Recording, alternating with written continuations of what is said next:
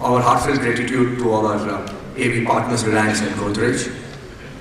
We would also like to thank our partners, Reliance Industries Limited. This event is powered by Reliance Industries Limited. Our gold sponsors, Bajaj Beyond, Godrej Industries Limited, OmniActive Health Technologies Limited. Our associate sponsor, Anand Rathi Wealth Limited. Kit sponsor, National Stock Exchange of India Limited and State Bank of India. Knowledge partner, Dun & Bradstreet. Supported by Avendus, Bank of India, Bellrise Industries Limited, Mission Group USA Private Limited, SP Jain Institute of Management and Research, and Gems in Jewelry Export Promotion Council. We are grateful to Tata Show and Company Private Limited, Jai Kishan, National Commodity and Derivatives Exchange Limited, and Mr. Rajiv Bodar for the local support. Ladies and gentlemen, welcome back. We are now ready to begin our session on infrastructure and energy for the future. Friends, India's energy and infrastructure sectors are evolving rapidly, presenting transformative opportunities for growth, sustainability, and investment. This session will bring together industry leaders, policymakers, and global stakeholders to discuss India's ambitious plan for renewable energy, adoption, infrastructure modernization, and the role of private investment in driving this transformation. To lead this discussion, we are indeed privileged to have with us our esteemed moderator, Mr. Sharad Mahindra, Joint Managing Director and CEO of JSW Energy Limited.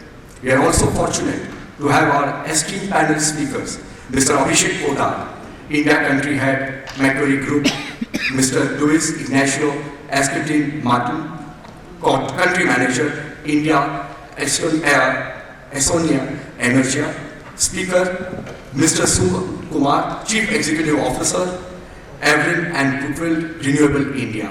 With this, I would like to hand the proceedings to Mr. Mahindra as a moderator. Over to you, sir.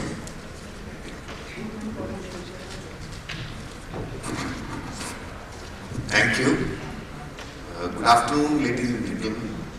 As has been said, that we are here for this one of the most important topic, which is the infrastructure and energy for future. We all know that the transformation which is happening and a lot of work, not only in India but across the world, happening on the infrastructure front, whether it is the new infra getting built up in the emerging economies, and also the rebuilding of the infrastructure in some of the developed economies. So this is a very, very key topic which is globally, which is in focus. Coming to India, we all know that India is at a crossroad.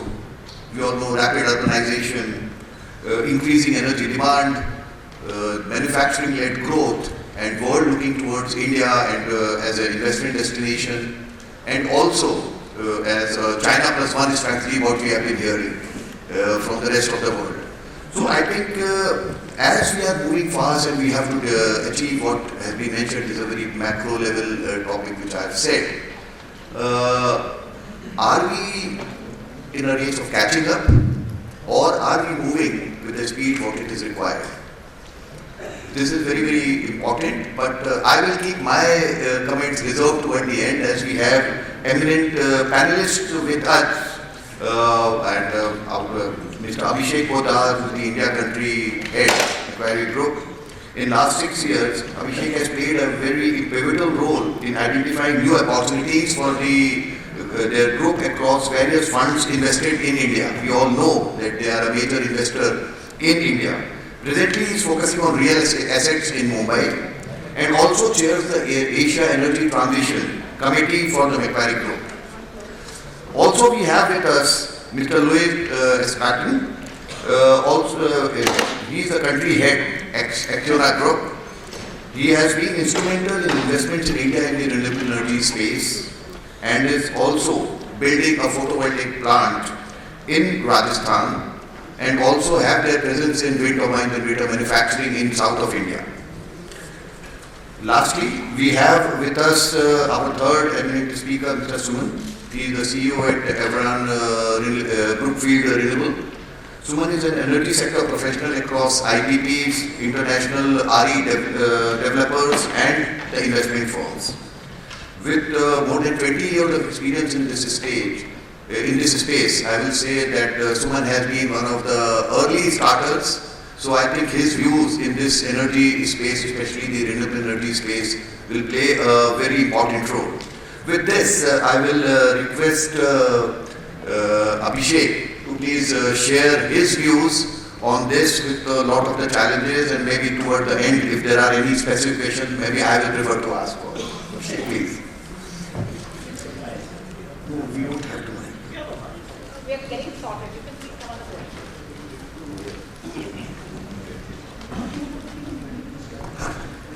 Thanks, Sharad. Thank you, IMC, for having me over, because I had mics coming. If you guys, okay, I'll go and sit, because this seems like I'm standing and trying to make a presentation. It is not what it is.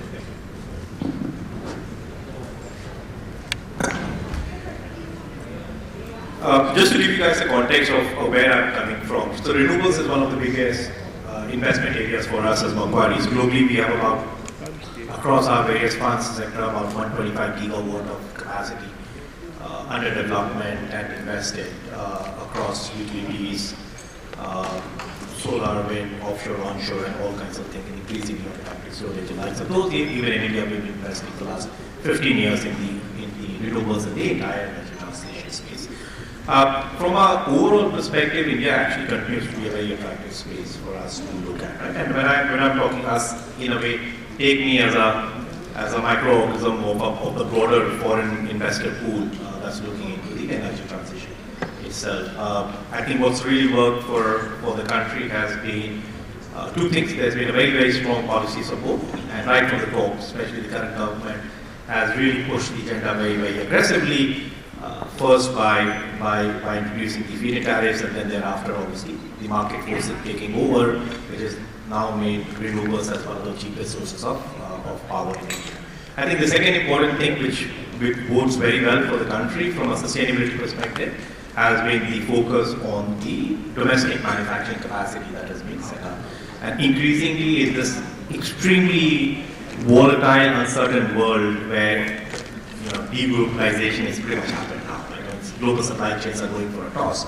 The self-sufficiencies of the value chain becomes that much more important. So in a way, it has been actually a pretty good development, and that sort of comforts investors like us, where we know there's demand, supply, and the right economics that can be worked out. So we've been very prolific investors. So have many other folks been.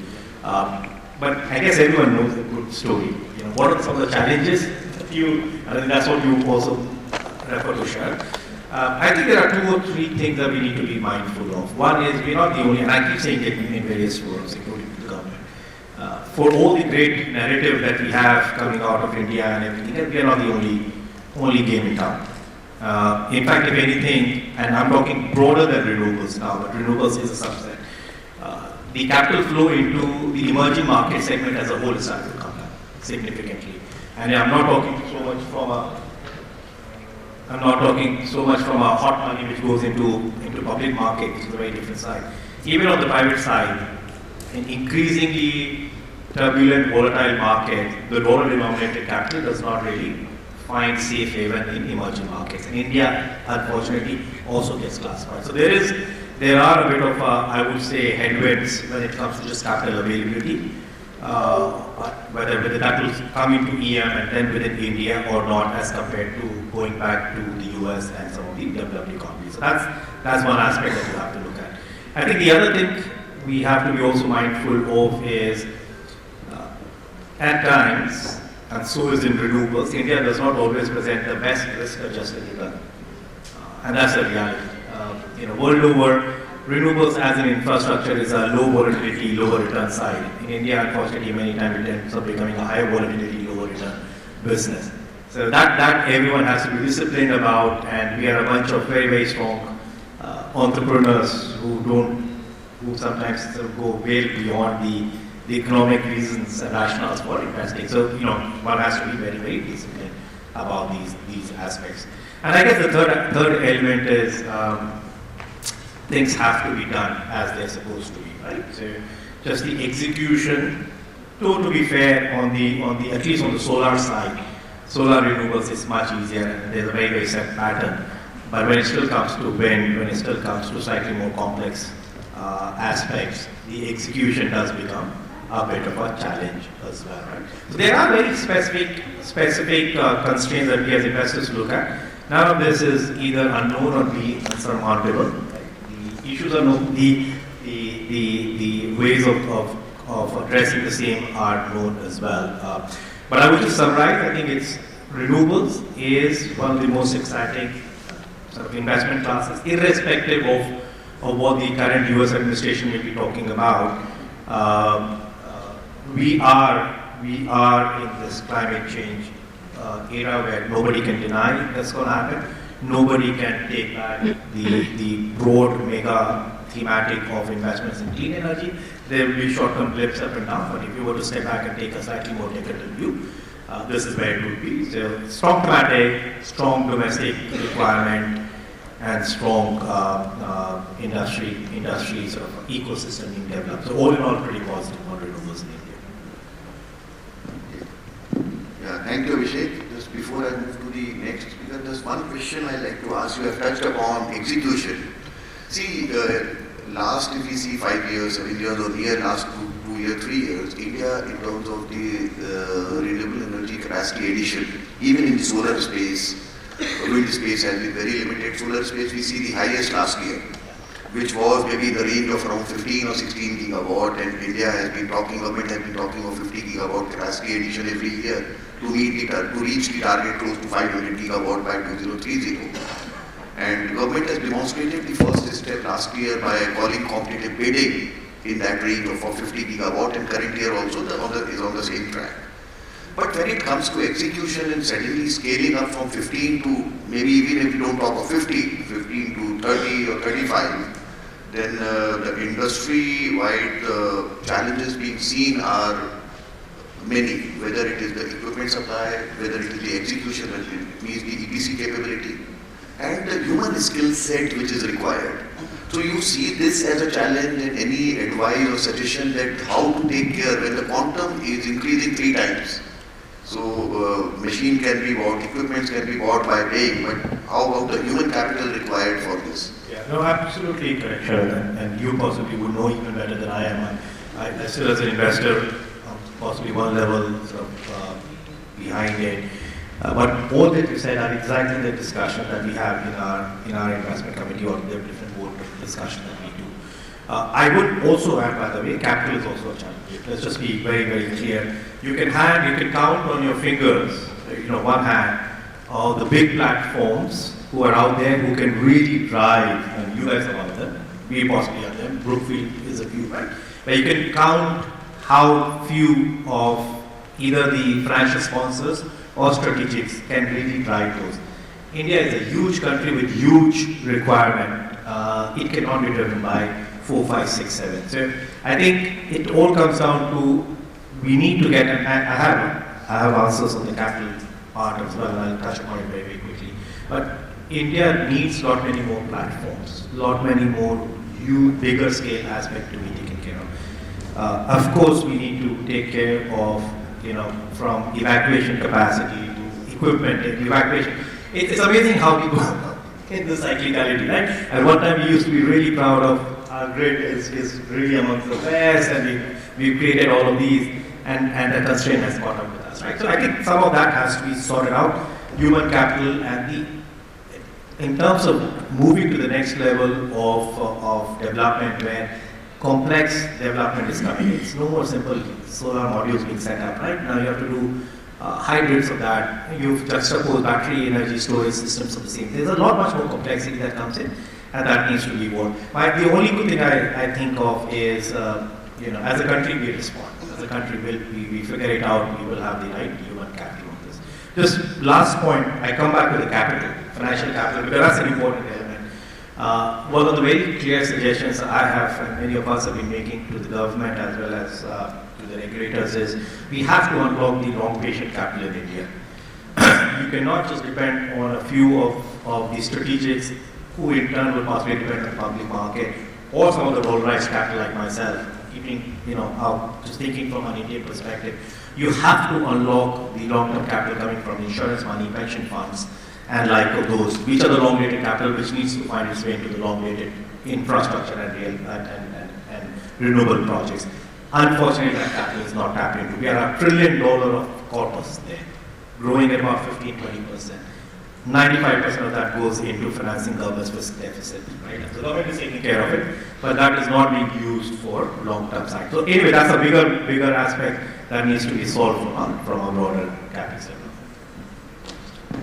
Thank you, Abhishek. I think very relevant what you said. Capital is going to be the key. The amount of investment which is required going forward to meet the 2030 numbers are just phenomenal. So now coming to our next speaker, Mr. Louis Escartin. In continuation to what just Abhishek said, that we have to accelerate and the country's requirements. So how you see that global collaboration as a key to accelerating our energy transition, and what kind of strategic partnerships, whether it is in terms of technology, whether it is in terms of technology transfer, research and development, policy alignments, or maybe related to investment also, which can give an edge to India. Thank you very much. You are right. I mean, it's important just to speed whatever is the collaboration between our countries in India in order to keep up the rhythm, the growth rhythm that we are having in India. You were saying India has something that many other countries don't have in the world. It's a fast-growing country. It has 1.4 billion people. The consumption of energy is increasing, and we can foresee that it's going to be a steady increase in consumption for the next years, which is something that doesn't happen in other countries. So we have something here, which is whatever is the fundamentals just for investment here in the energy sector, because we can foresee that it's a steady rhythm of increase of growth here.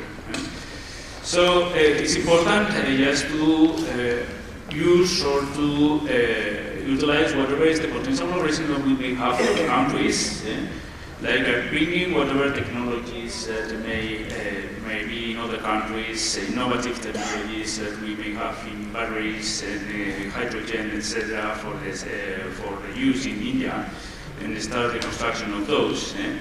And while we improve also in our R&D efforts in order to develop further these technologies and improve what's going to be the next gen system or structures to generate electricity.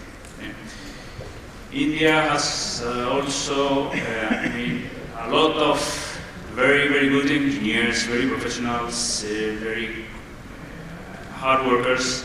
So it's something that we can do, what we can use is that's these human efforts in order to contribute to whatever is going to be the development of the next technology and increasing that for the future. There are many activities that could be used. Hydrogen. Hydrogen as of today is something that is expensive. Everybody is talking about buying hydrogen, buying green hydrogen, but as of today, I have not seen no one in the world producing effectively green hydrogen, but at a cheapest cost than $4 per kilo. Everybody wants to buy hydrogen, but at a cost between $2 and $3. But I cannot see anyone who can produce that so cheap. Many people in Europe say that they can produce at 7. Us, for example, we built the first hydrogen manufacturer, hydrogen facility in the southern part of Europe, but we are not able to manufacture hydrogen so cheap. It was more like a demonstration plant. So many things need to happen there. Not only about cheap electricity, cheap prices on the electricity manufacturing, because I understand that in India it's pretty competitive for what is the energy prices. But there should be also an evolution of the technology. And this is yet to happen. What is going to be the technology in the future for hydrogen? I think it is still evolving. and it's something that really needs improvement. India has a lot of plans, big plans for hydrogen, and it's important to keep investing on that because the first one, are going to be there. It's not going to be easy. But we need to evolve from the first facilities, from the next experience, from the first experience into the next, so the movement will come. EV vehicles. EV vehicles. What is the future of EV vehicles? Everybody talks about EV vehicles. There are a lot of issues with driving EV vehicles. What is the battery use, so how many hours, how many kilometers you can drive with an EV vehicle? Still again, there is a huge market there. I heard that last year, for example, in motorbikes, there was a market here in India about 20 million motorbikes per year. One of them, 1 million, 5% was electric motorbikes. I understand that also the portion of the market for EV vehicles, EV cars, will be more or less the same, and it's increasing every year. As of now, for long distance drives, it has a lot of disadvantages as compared to fuel cars. But sure, the future is coming, the technology is evolving, it will be improving. I understand it's a very good technology for the cities, because it's helping to decarbonize what are the cities, but still the technology has to go. Battery storage. Batteries. We are talking about hybridizing wind, solar with batteries. Sure, is the market is the future here. India is one of the countries that is getting very, very competitive on that. Most of the new projects need to come hybridized with batteries in order to help what is the consumption outside of the solar hours, mainly for the PV. But also, we need an improvement on technology on the batteries and the storage in order to improve the efficiency of the ratio. And so what is going to be the future? As we were saying earlier, we need to keep building, we need to keep using whatever is the most efficient technology that's in the world, collaborating with some of the companies, and at the same time, keep developing here what is going to be the next technology that will be improving and will be overtaking the existing technologies. Thank you.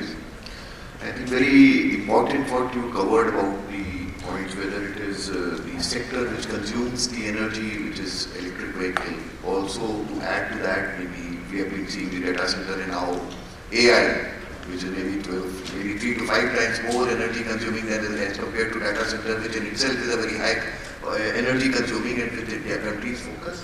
I think this is also going to play one of the major drivers along with EV.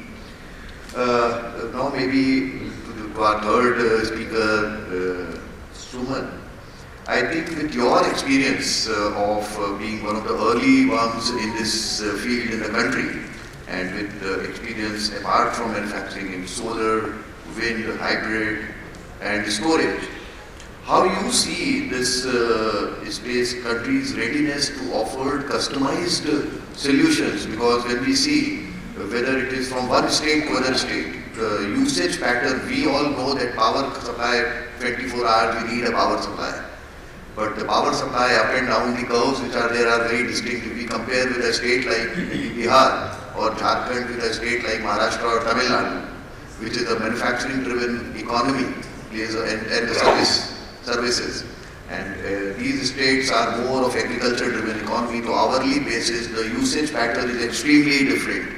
So round the clock green energy solution may not be the same what being provided to states like Maharashtra or Tamil Nadu or any other southern states or Karnataka to that. So how you see this round the clock solution combining the energy and providing a customized solution going forward? Right. So actually I also wanted to talk about the theme which is towards IMC Bharat 2047, and also wanted to touch upon two very important points which my co-panelist Abhishek pointed out, that risk-adjusted returns in India is definitely on the lower side, and capital is not adequately available, contrary to popular belief. So that I'll touch upon and I'll give my thoughts on that. But I thought immediately a session after lunch, if we talk about that, we need something more exciting to keep people awake, right? So just as Mr. Sanat Mahendra pointed out that I'm in this sector for past over 20 years. So 20 years back, I used to stay in Delhi. That is India's capital. Half of the time there was no electricity. Government or discoms were not able to provide electricity. Every home, every shopping mall, every industrial complex, anywhere you go, you have a power backup, a DG genset. It's still in places like Noida and Gurgaon, you have that. But now, at this stage, if you go to even anywhere in Indian villages, you go to remotest places like UP and Bihar and those villages, at least 20 to 2 hours of electricity is there without fail. I have seen, myself, it's my hobby wherever I'm traveling, I try and go to villages and see how their lives have improved. So in last 20 years, we have come to this stage, and we have another more than 20 years to go. So I have no doubt that we have hope, we have the momentum going in our favor, and for the renewable sector, we have a lot of tailwind as well. So that's what to keep you awake. So just very quickly to touch upon the point what Sarath said, that India has been very innovative in one way. We all know renewable is infirm. Whenever sun blows, we'll have solar electricity. Whenever wind blows, we'll have wind electricity. But our power demand is not dependent on that. How do we depend something, a demand, which is firm, on something, a supply source, which is infirm? So right from the beginning, if you have just a plain solar contract or a plain wind contract, it is just, you have to take electricity as it is available. But what we need is energy solution. We need, if a discom in Karnataka needs power to run their factories during the daytime and then evening peak, we need that kind of solution. A discom in Bihar, where does not have that kind of late evening or evening peak demand, we just need daytime power. Some other discoms, they have morning peak and evening peak. Some other discoms, you will find surprisingly, they have more heating demand during the night time. So the beauty of this country is that demand patterns are quite diverse, quite different in different states. And if the generation sources and generation supply patterns are also quite diverse. So if you have a mechanism to pull in all of that at one place, and you have the complementary, someone is needing in day, someone is needing more in the evening. So from the same generation source or from the same pool, you can meet more efficiently, you can satisfy that kind of demand. So that's the beauty, that's the advantage in this country. Why we can do that? Some of you might know India has world's largest high voltage synchronous grid. So we can produce power in Rajasthan solar, we can produce wind in Tamil Nadu and Andhra, and still seamlessly we can provide a schedule to a discom in Jharkhand, to a discom in Bihar. We can integrate pump hydro very large scale. In my previous company, I developed 11 gigawatt of pump hydro anywhere. So you can send your electricity from solar electricity from Rajasthan to Andhra to be stored, and then during off-peak, off-generation hours, you can dispatch that energy to discoms anywhere in the country. So that's the unique, our diverse geography, our singles high voltage synchronous grid, and our diversity in demand pattern gives us a unique opportunity to optimize our generation resources and still meet the demand. Indian policymakers and government stakeholders, they have been very smart. So India was the first country to come up with RERTC, Renewable Energy Round the Clock Tender. We know that this is the demand we have. You have wind and supply, solar supply sources. Can you combine all of that? Can you add storage?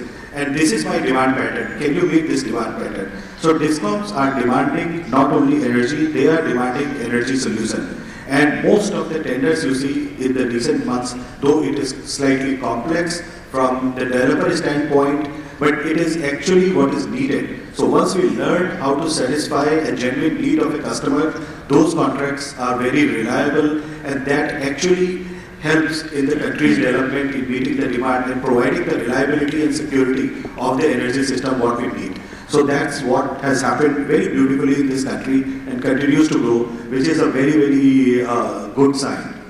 Now, just to holistically at a macro level, if you see, if we have a target to for a Viksit Bharat by 2047, it would require, from the energy side, of course, the growth needs to be fueled by energy. We need abundant, sustainable, and affordable sources of energy.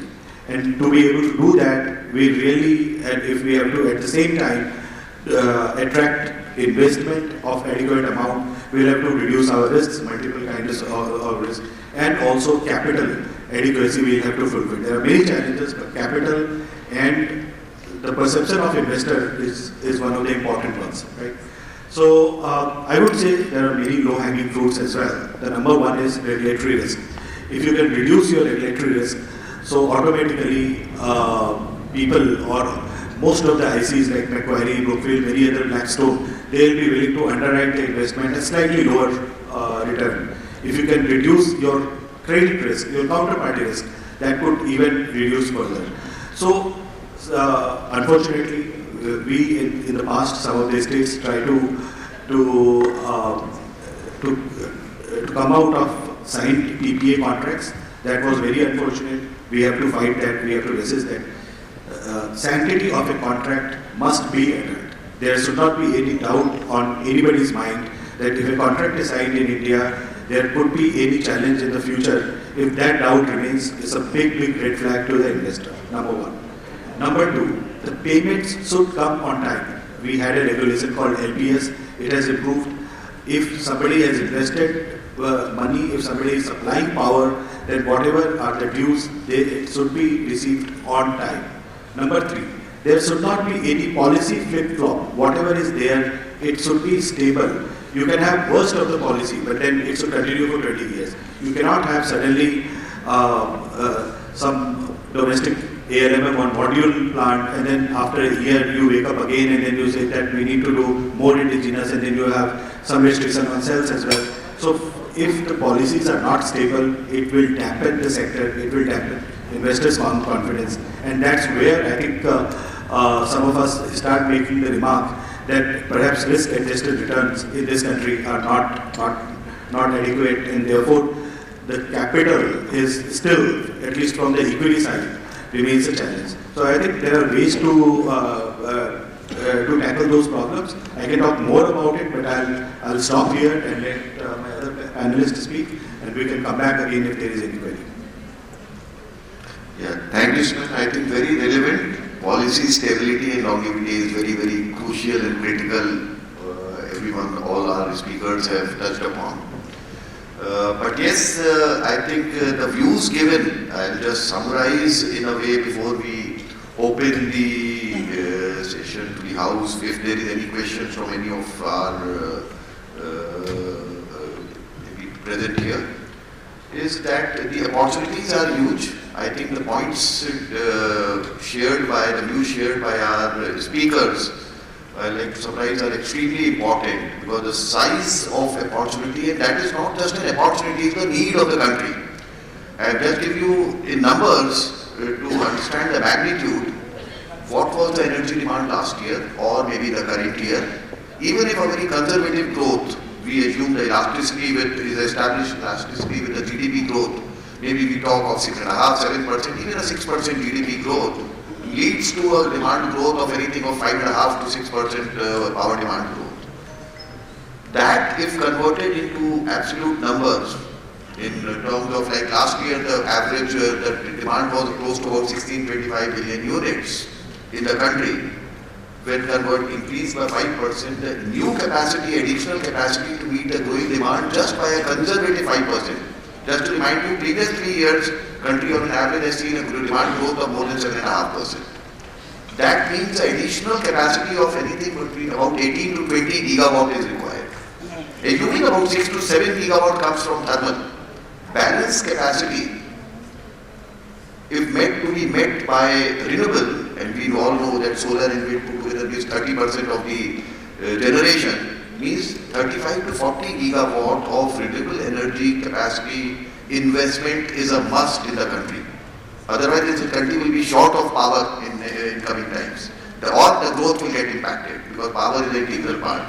So I think these are very valid points which are being discussed in various forums.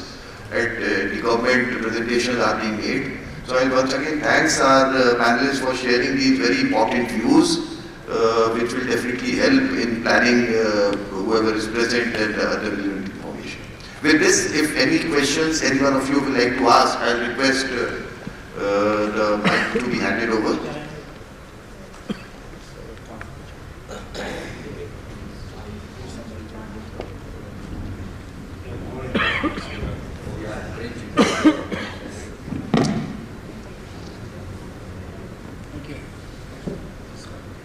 Mr. Suman Kumar, I have a question to you, rather than the fact. The AI, also called, consumes 18% more technology, more or energy. That's number one. Number two is that however you produce, T&D losses are 40 to 50%. All discounts are making losses, including I have spent my more than 2 decades closely with the industry. T&D losses reasons are many. There's a lack of governance. And unless that is usually you have solar, you have wind, you have many things. But the TNT losses at the mine, high voltage, 400 kV rate is there. But when you deliver, it is great loss. I don't want to get into this forum how the losses are made. There are corruption and things like that. In that scenario, how do we meet energy? Like you, I've been, going to rural India and absolute lack of governance. Power is there. Power is brought to the pillar from the pole. From the pole is not there because there is no proper KYC document of the user. So many things. Power is still there, including the rural India. Issues are different. Issues are totally at the last mile. One is the connectivity, lack of governance, lack of management, the management at the discount level, and T&D losses. And I have not seen in 40 years any regulation which will bring in. Private action to some extent can do some job. Bringing electronic meter may not solve the problem. It is only tariff is increasing. Maharashtra is paying the highest, equal to Maharashtra, consumer is paying equal to your customer. I have the results. In that scenario, what are your views on this? Right. Very pertinent points. Actually, I wish I had a very straight answer. You also know, if I am intelligent enough to give a solution, this problem would not have persisted for past 40 years. But maybe I'll give you my perspective on that. First of all, you said AI, artificial intelligence, and it will consume a simple chat GPT search consumes 8 to 10 times more electricity than simple Google search. And Mr. Sarath Mahendra was pointing out that all our forecasts, Central Electricity Authority give a forecast which we keep seeing is between 5.5 to 6% per annum. And then I was curious, I read at the methodology itself. It was not factoring the exponential growth of AI demand which is likely to come. But it's okay. If the electricity demand will grow, AI will fuel the demand, but it is also going to help fuel the supply as well. I'll tell you why. Right now, lot of electricity from renewable side is wasted because you can't forecast it properly. If you can't forecast it properly, you haven't scheduled. If you forecast it that 100 megawatt I'll be generating in one time block, and suddenly at that point of time you realize that it is going to be, your forecast was inaccurate, it is going to be 140. You don't want to change your schedule because you have a very severe deviation and settlement mechanism, DSM penalty, you're changing. But imagine a very powerful AI tool which has learned from the data from the past couple of years, and very powerful algorithm. Then I'll be able to extract maximum energy from every wind turbine, from every solar panel I have. Number one. Number two, my O&M is going to be automated. The preventive maintenance, the aging of the plant, and what kind of retrofitting we need to do, we can do it much better. So every dollar invested in solar, wind, or any other power plant, we can generate better return because of use of AI. If we'll be able to generate better return because we are able to produce more. So AI will increase the demand, but it will increase the supply as well. Overall, it will make the entire system more productive. So the entire electricity sector is likely to improve in its total factor productivity quite a lot. So that's a positive side. We all should be very excited about that. Coming to transmission and distribution, I won't say transmission and distribution now, I will say distribution. Because transmission losses to a great extent, even high voltage line or even at the STU line, have come down. Distribution remains a very, very big pain point in the country all across, all the critical issues. And you all know, generation problem we have almost kind of solved. Transmission we have is almost pretty much, it's quite decent transmission infrastructure. They are technology driven. Yeah. And the last battle is, the last frontier is our distribution, where to some extent privatization, to some extent accounting. And luckily, which is not the intention, the current Pradhan Mantri Muft Bijli Yojana is also going to help, because those end of consumers who are basically kind of, I won't say they are stealing electricity, but who are considered to be non-remunerative, non-generative. So there, that free solar panels are being installed, which is more than their annual or monthly demand. So net they are becoming surplus. The moment you can earn from the grid, you won't like to bypass the meter. So that segment of household, which was considered to be the main culprit, somehow for a different reason is turning into producer. That should also help. But it does not mean that we should not invest in distribution. That does not mean that we should not improve in governance. So that is a challenge. Unfortunately, electricity is a political, sometimes you will find X party or Y party in Delhi or elsewhere, free power and poor and all of that. That politics in a democracy like ours is not difficult. It's very, very difficult to ignore. It's a hard reality, but I'm very optimistic because the technology and many other factors, they are showing signs of improvement and things are slowly improving. Thank you. Sir, I have a little bit of observation. My question is to Suman. Number one observation is, suppose as for example, you talked about solar as well as wind. Wind power generates maximum in the early morning. Solar generates in the daytime, right? That is universal. Everybody will agree with that. Now comes as a solution, there are 2-3 solutions. One is pumped storage unit, which you have rightly said. Second is using EV vehicles, electric engine vehicles, where vehicle you encourage to charge at the night, that means time of the day tariff. That will improve. My question is, while doing that, we are trying to become energy efficient also. In becoming energy efficient, what we are doing is, at random, we are replacing normal lamps to LEDs. Now, the problem with LEDs is they generate harmonics. And harmonics are the impurities in the electrical system. Basically, if you see, because of the harmonics, we are losing much more money, capital money, instead of whatever energy we are saving, more than that we are spending in the loss of equipment. As for example, I will give you a very simple example. Ceiling fan in your room. Earlier, a condenser used to work for 20-30 years. Now it lasts only for 1 year. Why? The reason is harmonics. From where harmonics is coming? From your laptop, from your PC, from your inverter, all those things are contributed to the harmonics. That is one point which I talked about. Second thing is, if you feel that free electricity is a burden, actually I will say different. See, as for example, I have seen in many states where free electricity is given to the farmer and the time and it is given only at night time, 11 o'clock to early morning 5 o'clock. Why? Because at that time your frequency is up, because windmill generates maximum in the early morning, and also that time power demand is also less. So free electricity, though you can say it is a political agenda, but I will say it is 100% not political agenda. It is basically required for controlling the load. So it is basically demand management. It is required to give free electricity for the farmers at night from 11 p.m. to morning 5 a.m. Give it free. It helps you to control you can say flatten the load curve. That is the second point. Third point, which I tried to say to you is about smart grid. Now, smart grid, what is the solution for smart grid? Do you feel that smart grid is the ultimate solution?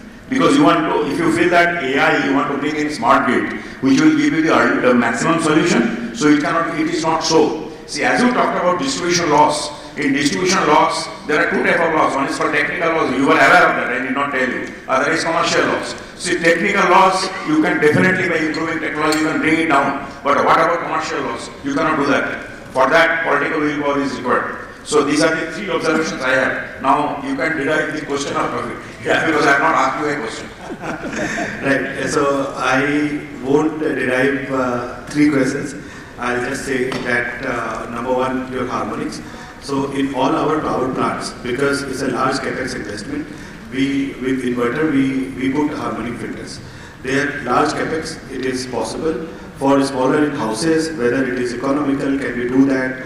I am not qualified enough. Whether should it be part of our grid code? Should DISCOM mandate it? I perhaps I'm not the best person to answer that. But if it is economically feasible, if it is cost is low, it could be done. Then it should be encouraged. Number one. Number two, please. Sir, my request is because there are many other people. You have made a very quick response I'll make. Because now you have read the question, so let me try to find out what is the question. I'll let Mr. Moderator decide because... just 1 minute, it is only a few seconds question, not even minutes. Few seconds. As you talked about harmonics, now you know recently these DISCOMs are trying to improve power factor at random by installing capacitance. Now by installing capacitance, what you are doing, you are increasing your voltage level. Yes, fine, very good. So it looks like power factor has improved, it has become 1, PF1. You will find in many buildings you will find PF1. But ultimately what is happening? By making PF1, you are trying to add again harmonics. Your filter, what you are putting in the generating station will not help it at all. So that is the problem I am talking about. And when you have a harmonics, it is a pollution. Harmonics is high frequency, it gives heat, it gives braking to your induction motors. So it creates problem even to mechanical equipments. So that is why I want to point out. No, I didn't ask any question. It was a statement, but question automatically came out. So thank you very much. Quickly on the second one, I think, maybe, subsidy or no subsidy, that is state government's prerogative. My only point was that let us not allow DISCOMs to bleed, because if state government wants to subsidize, that is perhaps okay, because this is government's responsibility to take care of citizens. There are political interests, that's the reason. Right. They have got political interest. Right, sir. So maybe, in our panel, we thought we would focus more on the business and technical issues. Maybe not the right platform to comment on all the political issues. Maybe I'll limit myself to here. Maybe there are other queries. Right. Thank you very much. I think it was indeed a lot of points, and toward the end, I think very specific issues which have been touched upon. All the issues I know it cannot be covered in a very limited time period. But my special thanks to all the speakers and all the audience who are here. I think it was a very useful and informative session, which will definitely help at various forums, whoever is there to pass on and ensure that but we all should, toward end I'll say that India is the thing, and that this is the place where the things are happening and world is looking towards us, and it clearly came out also that what the opportunities, what the challenges are, and what actions we can take. Thank you very much. Thank you. And it's a very great round of applause for our moderator and the esteemed panelists. Truly a very engaging conversation. Thank you very much. Your is absolutely. May I now request our moderator, Mr. Sharat, to felicitate our esteemed panelists. Consultant on energy. This is energy point is correct. What is the other point? Power factor. उनका उसी किसी भी नहीं किसी MP का capacitor का factory है use करने के लिए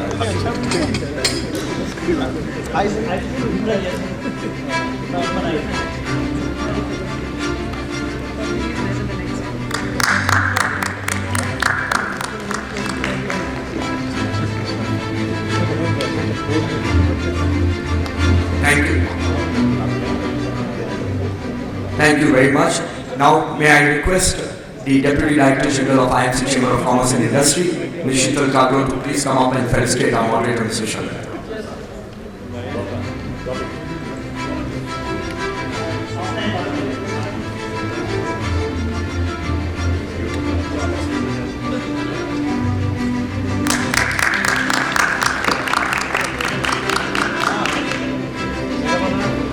cierto que es así.